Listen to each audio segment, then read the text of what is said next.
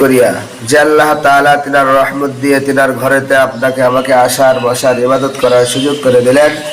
সে আল্লাহ তাআলার দরবারে আমরা দিল খুলে শুকরিয়া আদায় করছি, আলহামদুলিল্লাহ।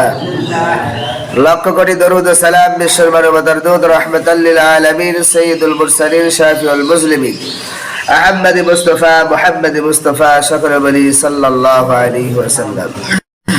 মুআজ্জাজ হাজিরিন, আল্লাহ তাআলার মাস জিলহজ মাস শুরু হয়ে গেছে। আল্লাহ রাব্বুল আলামিন এই মাসে বান্দার উপরে প্রাণ নামক একটা হুকুম আল্লাহ তাআলা দিয়েছেন। বান্দা কুরবানি করবে, বান্দা আল্লাহ তাআলার হুকুম পালন করবে। কুরবানি কার উপর ফরজ, কার উপর ওয়াজিব? বলে যার উপর যাকাত দেওয়া ফরজ, যাকাতের পরিমাণ মাল আছে তার উপরই কুরবানি করাও কি ওয়াজিব। এরপরেও যার কুরবানি দেওয়ার মতো সামর্থ্য আছে এই ব্যক্তিও কুরবানি করবে। আর কুরবানি করবেই না কেন? যার সামর্থ্য আছে, টাকা পয়সা আছে, বলে এর যে লাভ, এর যে ফায়দা, বলে এর যদি আমার কাছে টাকা থাকে কুরবানি দেবার মতো, বলে এই লাভ জানার পরে আমার আপনার মন চাইবে না যে কুরবানি না দিয়ে আমরা থাকি। আল্লাহ রাসূল সাল্লাল্লাহু আলাইহি ওয়াসাল্লাম যখন সাহাবা ইকরামদেরকে বললেন কুরবানির কথা, তো সাহাবা ইকরাম জিজ্ঞাসা করলেন যে ইয়া রাসূলুল্লাহ, এই কুরবানিটা আবার কি জিনিস? মা হাযিহিল আযাহি ইয়া রাসূলুল্লাহ, কুরবানিটা আবার কি জিনিস? নতুন কোনো কথা যদি আমরা শুনি তাহলে আমরাও এরকম বলি যে এটা আবার কি। তো রাসূল আরবি সাল্লাল্লাহু আলাইহি ওয়াসাল্লাম সাহাবা ইকরামদেরকে লক্ষ্য করে বললেন, ক্বালা সুন্নাতু আবিকুম ইব্রাহিম, যে এই কুরবানটা হলো তোমাদের পিতা ইব্রাহিম আলাইহিস সালামের সুন্নাহ। ইব্রাহিম আলাইহিস সালাম এই কাজটা, এই সিস্টেমটা আল্লাহ তাআলা তিনার দ্বারাই এটা চালু করেছেন, উদ্বোধন করাইছেন। উদ্বোধন কে করেছেন? ইব্রাহিম আলাইহিস সালামের দ্বারাই এই পশু কুরবানিটা আল্লাহ তাআলা আমাদেরকে দিয়েছেন।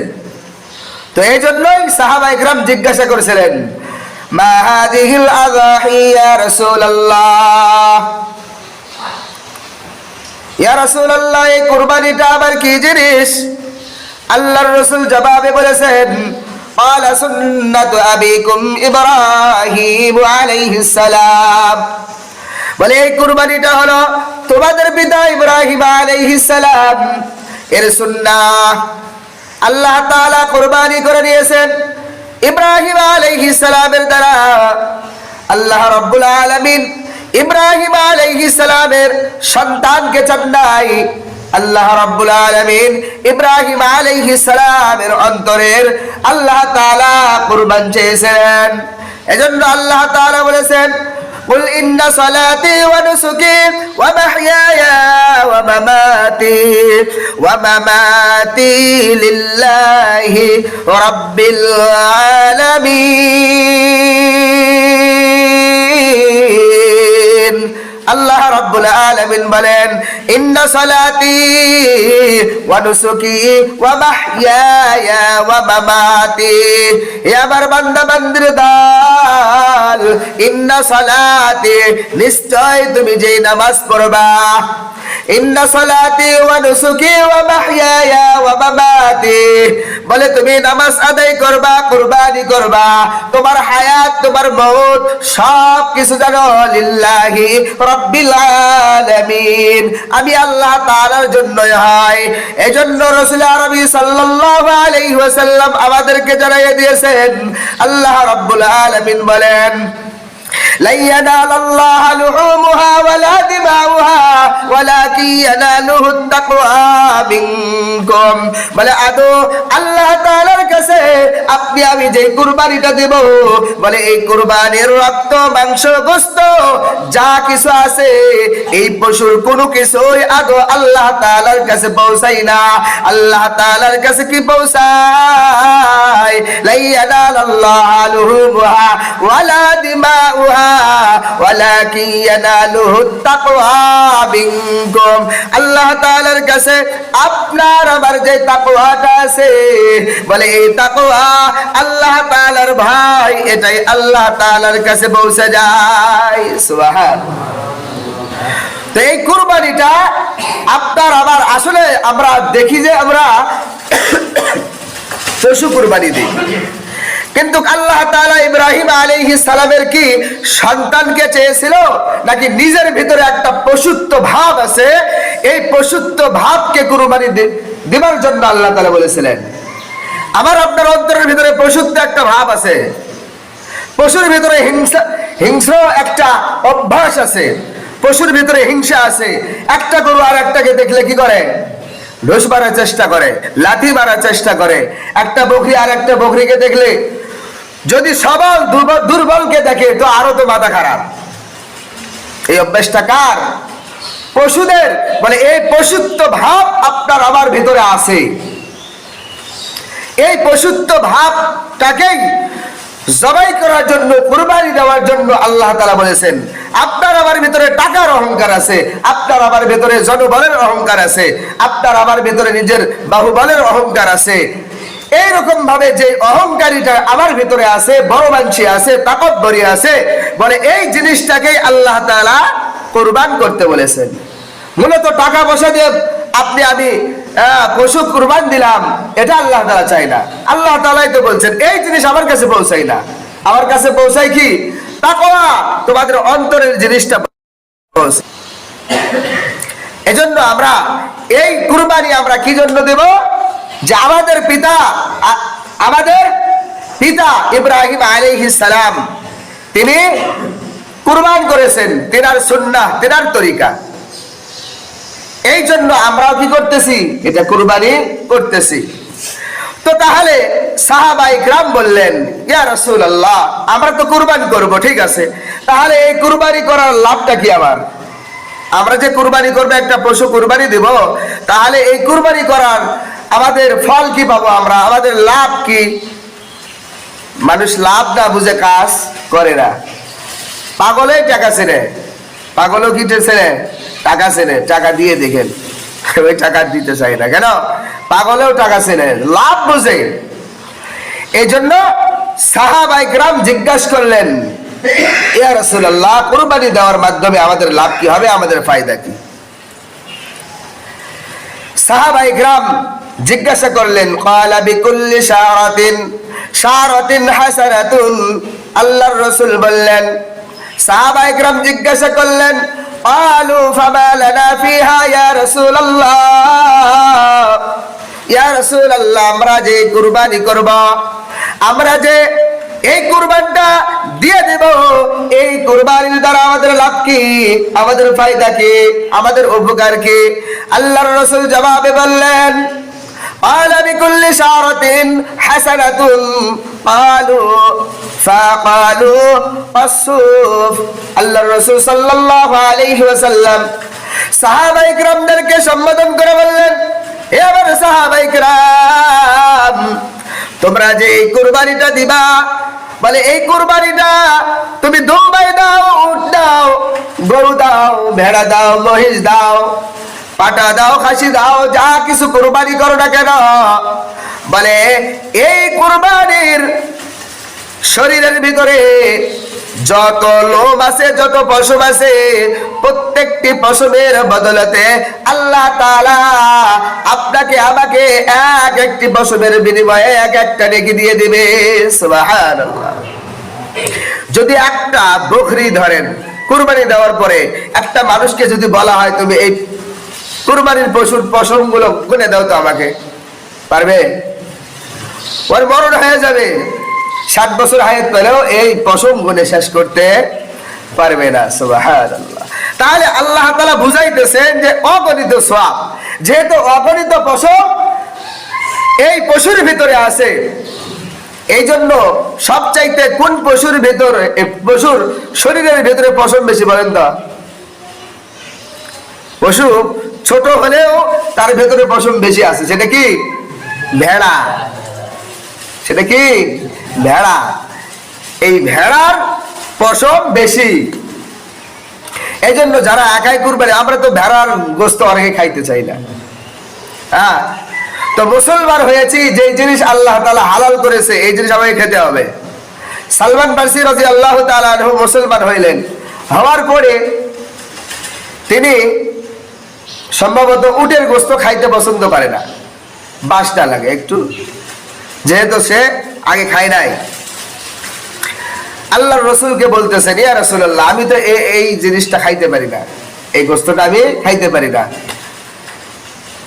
তা আল্লাহ রাসূল সাল্লাল্লাহু আলাইহি সাল্লাম বললেন, শোনো, যেই জিনিসটা আল্লাহ তাআলা তোমার উপরে হালাল করেছেন ওই জিনিসটা যতক্ষণ পর্যন্ত তুমি গ্রহণ না করবা ততক্ষণ পর্যন্ত তুমি পরিপূর্ণ মুসলমান হইতে পারবে না। আমাদের মুসলমানদের ভিতরে অনেকে আছে এমন পীরের মুরিদ হয়েছে, ওই গরুর গোস্ত, মুরগির গোস্ত, খাসির গোস্ত, সব গোস্ত হারাম, ওই মুরগি খায় না, মুরগির ডিম খায়। হিন্দু হিন্দু হিন্দু গরু খায় না, গরুর দুধ খায়, বুঝেন না? তো তুমি মুরগি খাও না, মুরগির ডিম খাও কেন?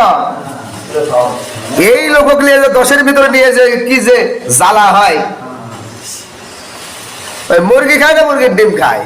তো এই জন্য আল্লাহ রাসূল বলেছেন, যতক্ষণ পর্যন্ত তুমি এইটা না খাইবা ততক্ষণ পর্যন্ত তোমার ঈমানটা পরিপূর্ণ হবে না।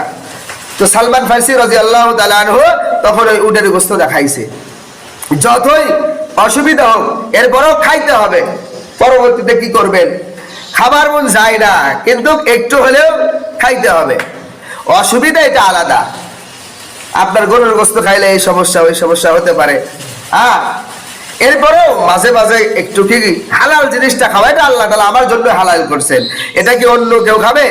আমার জন্য। তো যাই হোক, আল্লাহ রাব্বুল আলামিন আমাদেরকে এই কুরবানির পশুর যে কুরবানিটা দেব, প্রত্যেকটা পশমের বিনিময়ে আল্লাহ তাআলা একটা করে নেকি আমাদেরকে দিয়ে দেবেন। সুবহানাল্লাহ। قال بكل شعرة من الصوف حسنة। আবার জিজ্ঞাসা করলেন, ইয়া রাসূলুল্লাহ, তাহলে কি আল্লাহ তাআলা আমাদেরকে এই পশুর শরীরের ভিতরে যে লোমগুলো আছে প্রত্যেকটি লোমের বিনিময়ে আল্লাহ তাআলা একটা করে নেকি দিবেন? আল্লাহর রাসূল বললেন, قال بكل شعرة من الصوف حسنة। হ্যাঁ হ্যাঁ, প্রত্যেকটি লোমের বিনিময়ে তোমাদেরকে আল্লাহ তাআলা এক একটি নেকি দিয়ে দিবেন। সুবহানাল্লাহ। বলে তাই নয়, তাই নয়, হাসরের ময়দানে ব্যক্তি যেটা কুরবানি দিবে আল্লাহ রাব্বুল আলামিন ওই কুরবানির পশুর পায়ের যে খুর আছে, বলে লোম আছে, চামড়া আছে, এইরকম ভাবে এইগুলো আল্লাহ তাআলা হাসরের ময়দানে এই ব্যক্তির জন্য আল্লাহ তাআলা রেডি করে রাখবেন। বলে এই পশুর দ্বারা আল্লাহ রাব্বুল আলামিন হাসরের ময়দানে এই ব্যক্তিকে আল্লাহ তাআলা মাফ করে দিবেন। আর কিতাবের ভিতরে লিখেছেন, যেই পশুটা কুরবানি দিবে, বলে আল্লাহ তাআলা এই ফুলসিরাত যে আমরা পার হব, কারো জন্য এই ফুলসিরাত হবে চুলের চাইতে চিকন, কারো জন্য হবে চওড়া, কারো জন্য হবে ওসার, এইরকম ভাবে কারো জন্য একটা রাস্তার মতো হবে, একটা আলের মতো হবে। যে যে এরকম নেকি নিয়ে যাবে তার জন্য এই ফুলসিরাত এইরকম হয়ে যাবে। বলে যেই ব্যক্তিরা কুরবানি দিবে, যদি গরু কুরবানি দিয়ে থাকেন তাহলে আল্লাহ তাআলা হাসরের ময়দানে ওই গরুর উপরে সওয়ার হইয়া আপনাকে আমাকে ফুলসিরাত পার করে দিবেন। সুবহানাল্লাহ। এই জন্য হাদিসের ভিতরে বলা হয়েছে যে কুরবানিটা দিবেন, এই কুরবানিটা একটু সবল দিয়েন। আপনাকে সওয়ার করে নিয়ে যাইতে তো তার বল লাগবে, শক্তি লাগবে। এই জন্য যে কুরবানিটা আমরা দেব, এই কুরবানিটা যেন কি হয়? সবল হয়, সুস্থ হয়, কোনো খুঁত যেন না থাকে। কুরবানির এটা একটা মাসআলা, যে কুরবানিটা আমি আপনি কিনবো, খবরদার দেখবেন হয়তো ড্যাংরা দেখেননি, খেল করেননি, পরবর্তীতে বিক্রি করেন, আবার একটা নেন, এটার দ্বারা কি হবে না? কুরবানি হবে না। হয়তো কান একেবারে কাটা, কান কি হয়েছে। মোট কথা খুদ গরু কিনবেন ওই না, খুদ কোনো পশু কিনবেন না, খুঁতখুতি থেকেই যাবে। একজন যদি খালি বলে এরকম, বাস আপনার ভেতরে শুরু হয়ে গেল। তো যাই হোক, যে কোনো পশু কিনবেন দেখে কিনবেন। শিং যদি দেখা যায় একবারে মূল শিং উঠে গেছে, ওর কোনো চিহ্নই নাই, এটা কিনবেন না। খোড়াইতেছে এক পা খোড়া, অথবা এমন পশু সব ঠিক আছে, আপনার এখান থেকে ওই খুলিতে জবাই দিবেন, কুরবানি দিবেন, এখান থেকে ওখানে নিয়ে যাইতে পারতেছেন না, এই গরু দিয়ে কি হবে না, কুরবান হবে না। এরপরে পশুর আছে, এগুলো ভালো করে আমরা কি করব, এগুলো আমরা শুনেছি, আমরা নিজেও জানি, হয়তো মনে থাকে না, এগুলো ভালো করে আমরা দেখে কিনবো ইনশাআল্লাহ। তো এই কুরবানিটা আল্লাহ তাআলা আমাদেরকে দিয়েছেন ইব্রাহিম আলাইহিস সালামের সুন্নাত হিসেবে। এর দ্বারা ফায়দা দিয়েছেন আল্লাহ তাআলা প্রত্যেকটি পশমের বিনিময়ে এক একটা নেকি দিবেন। এই পশুকে আল্লাহ তাআলা হাসরের ময়দানে আপনার আমার পুল সিরাত পার হওয়ার জন্য সওয়ারি বানিয়ে দিবেন। সুবহানাল্লাহ। এজন্য এই কুরবানির কম সওয়াব নয়, কম মনে করতেছি আমরা, কিন্তু কম নয়। এরপরে আমরা ভাগে হয়তো কুরবানি দেব, ভাগে কুরবানি দেব, এদিকে সাবধান থাকতে হবে। গত সপ্তাহে বলেছি, এক ভাগের ভেতরে যেন দুই ভাগ না হয়, অথবা আপনি 4 ভাগে দিতেছেন, কারুর টাকা যেন 1 টাকাও কম না হয়। 1 টাকা কম নেবেন তো কুরবানি বরবাদ। কোনো এই জায়গার কোনো ছাড় নাই, ভাই হোক বাপ হোক, কোনো ছাড় নাই। এটা ভাইয়ের জন্য নয়, এটা কার হুকুম? আল্লাহর হুকুম। আল্লাহ যেভাবে হুকুম দিয়েছেন ওইভাবেই করতে হবে। না আব্বা হয় 1000 টাকা কম নেবে না। আর এই কুরবানিটা যার টাকা হয়েছে তার উপরেই কি ওয়াজিব। ছেলেরা টাকা দিল, বাবা মোটের উপর নিয়ে যায়, ভাগে দিয়ে দিল, ব্যাস গোস্ত খাওয়াই লাভ, সব কি শেষ। এজন্য ভাগটা পরিপূর্ণ, যে কয় টাকা করে ভাগে পড়ে ওই কয় টাকাই নেবেন, কোনো ছাড় নাই। অনুরূপ ভাবে এই গরুটাকে যেন যখন ভাগ করবেন, গোস্ত ভাগ করবেন না, গোস্ত তো আমাদের জন্য দিয়ে দিয়েছে আল্লাহ তাআলা খাবার জন্য। যদি ইচ্ছা করেন পুরোটাই বাড়িতে নিয়ে যান, কোনো সমস্যা নেই, পুরোটাই নিয়ে যান। যদি আমার দরকার হয়, আপনার তো দরকার নাই, তো তাহলে 3টা ভাগ করে নেবেন। এটা কি মুস্তাহাব। 3 ভাগ করা কি মুস্তাহাব, করলে সওয়াব, না করলে গুনাহ নাই।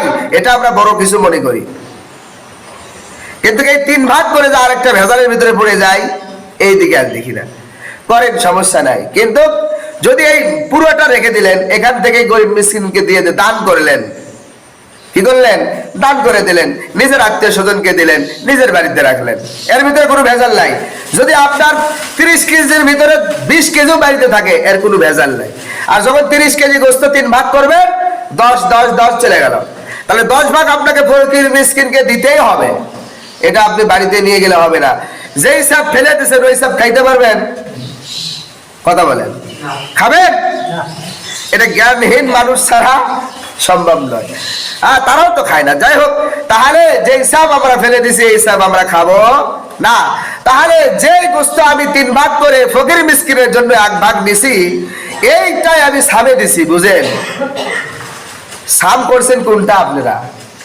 এটা আমাদের বানোয়াট একটা জিনিস। এটা কোনো কোরআন হাদিসে সাম নামক কোনো জিনিস নাই। এমনি যদি মোটের উপরে 1 জায়গায় করে বাইরে নেন, এটা আলাদা, কিন্তু যখন 3 ভাগ করবেন, এখনই ভেজাল। ফকির মিসকিনের ভাগটা আপনি সামে দিয়েছেন, আপনি কি ফকির মিসকিন? আপনি 4 কেজি গোস্ত দিয়ে 10 কেজি বাইরে আসেন, এটা খেয়াল করছেন? আপনার বাড়ির সদস্য কয়জন? 10 জন। আপনি দিয়ে আছেন ওখানে 5 কেজি, আপনি 10 জনে ভাগ পাচ্ছেন 10 কেজি।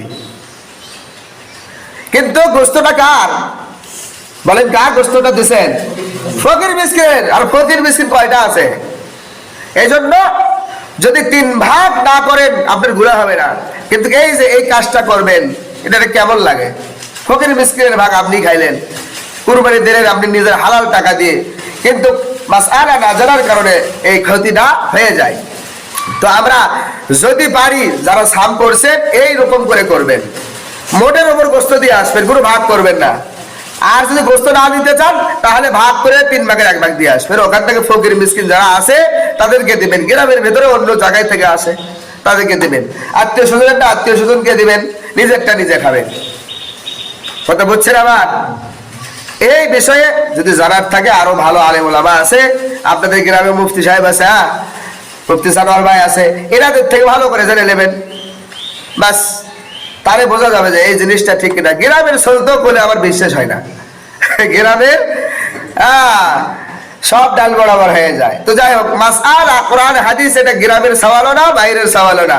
মুফতি সাহেবের জন্য যেটা, একজন কারি সাহেবের জন্য আবেদ সাহেবের একটাই মাসআলা, এটা ভিন্ন কোনো মাসআলা নাই। তো যাই হোক, এইভাবে আমরা গোস্তকে কি করবো না, 3 ভাগ করবো, করার পরে যেন আমরা ফকির মিসকিনেরটা আমার ভিতরে না আসে। আর যদি সব নিতে চান তাহলে ভাগ করার দরকার নাই, এখান থেকেই গরিবদেরকে দিয়ে দেন, এখান থেকেই আত্মীয় স্বজনকে দিয়ে দেন, যা আছে বাড়িতে রেখে দেন, সমস্যা নেই। ঠিক আছে? তো যাই হোক, তাহলে কুরবানির গোস্তটা আমরা এবার ভাগ করব। আর ভাগে যারা দেবেন, এই ভাগটা আপনি সমান ভাগে ভাগ করবেন। একটা মাসালা আছে, যে ব্যক্তি কাল্লা নেবে অথবা ঠ্যাং, কাল্লা এবং ঠ্যাং নেবে, তার ভাগে যদি বেশি কম যায় সমস্যা নেই। অনেক কম গেছে, 2-4 কেজি কম গেছে, কোনো সমস্যা নেই। কি নিছে? ওই কাল্লা নিছে, ঠ্যাং নিছে, এজন্য ওর ভাগে কম গেলে সমস্যা নেই। আর যদি সবকিছু কুচি কুচি করে ভাগ কাটার পরে ভাগ করে বা সমান ভাগে ভাগ করবেন, মাপে মাপে, কোনো আন্দাজে ভাগ করবেন না, মাপ দেবেন। 1 কাচ্চা পাইলে 1 কাচ্চাই দিতে হবে। আপনি এত কষ্ট করে কুরবানি দিলেন, 1 কাচ্চা গোস্ত যদি কুরবানি শেষ করবেন? এজন্য এইগুলো জিনিস আমরা কি করব, খেয়াল করে আমরা কুরবানি দেবো ইনশাআল্লাহ। অনেক মাসআলা আছে।